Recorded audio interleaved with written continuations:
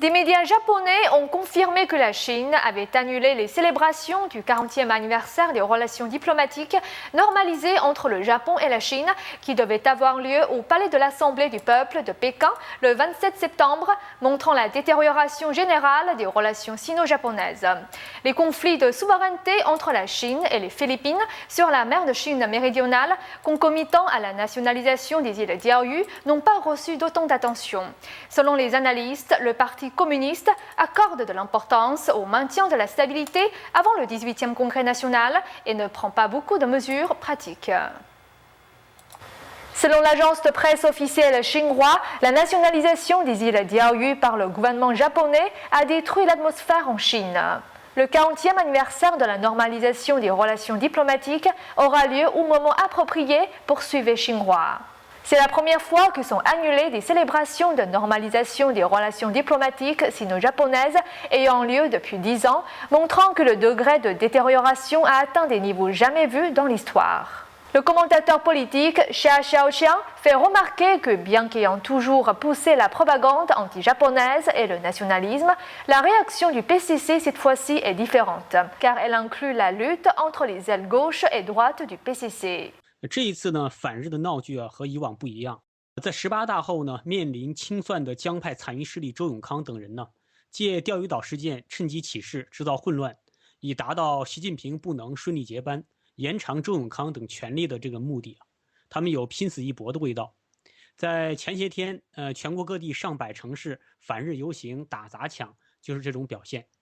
Le 23 septembre, le Japan's Daily News a couvert l'annulation des célébrations en disant que les autorités de Pékin essayaient de renforcer un peu le tumulte anti-japonais. En même temps, le PCC maintenait une position dure envers le Japon pour se soustraire aux reproches de se montrer trop faible.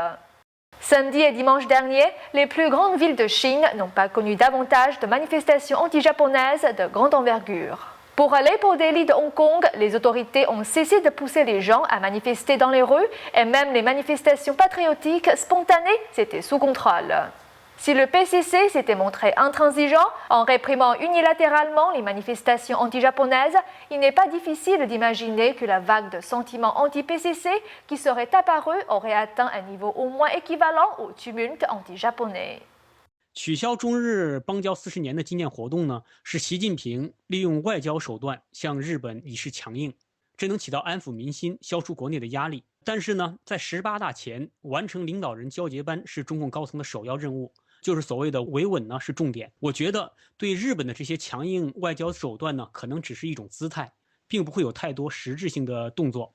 Xi Jinping montre une position dure sur la question des îles Diaoyu, contrastant avec sa position sur la mer de Chine méridionale. Le 21 septembre, il a assisté à la cérémonie d'ouverture du Forum de libre-échange de l'ASEAN et a souligné le développement des relations bilatérales sino-philippines sans toutefois mentionner leur conflit en mer de Chine méridionale.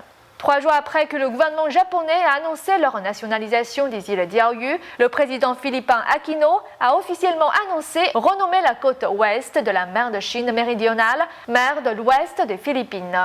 Le même jour, le décret présidentiel des Philippines a annoncé que le gouvernement philippin allait publier des cartes indiquant la mer de l'ouest des Philippines le long de la côte ouest philippine. Les spéculations passionnées entourant les événements des îles Diaoyu contrastent vivement avec la froideur sur la question de la mer méridionale de Chine. Le chercheur spécialiste des problèmes sociaux, Zhang Jian, basé aux États-Unis, souligne que cela reflète l'attitude de la Chine communiste sur la question territoriale. 共产党他就是这样，他想卖的时候海参崴已经卖掉了，他永远的是不让中国人知道，通过各种方式来控制。那么钓鱼岛不能拿回来，钓鱼岛它是中国一个可以说中共应该感谢日本，因为钓鱼岛是使它化解国内危机最强有力的地方。 D'après Zhang Jian, le PCC a commencé à empêcher les Chinois de défendre la mère patrie. Même les partisans ne pourront pas continuer à faire entendre leur voix au sein du pays. 作为一个中国人，你知道你的领土神圣不可侵犯的领土有多少就被人家侵犯了，而你不能作声呢？保卫钓鱼岛的时候，首先想一想你的人权、你的话语权、你生存的权利有没有得到足够的保障？如果你能得到这些足够的保障的时候，那么中国就基本上是说跟西方民主国家应该是在一个起跑线上。Les médias étrangers soulignent que la Chine actuellement veut parvenir au condominium sino-japonais des îles Diaoyu. Cependant, comme le rapporte le journal The Epoch Times, Zhang Jiwen, expert des problèmes de l'Asie à Taïwan, pense qu'établir un condominium sino-japonais ne sera vraisemblablement pas une décision prise par les communistes chinois, car le PCC se prépare entièrement pour le 18e congrès national. Zhang Jiwen pense qu'avant que le nouveau gouvernement ne soit déterminé, le PCC ne prendrait aucune décision sur les questions majeures.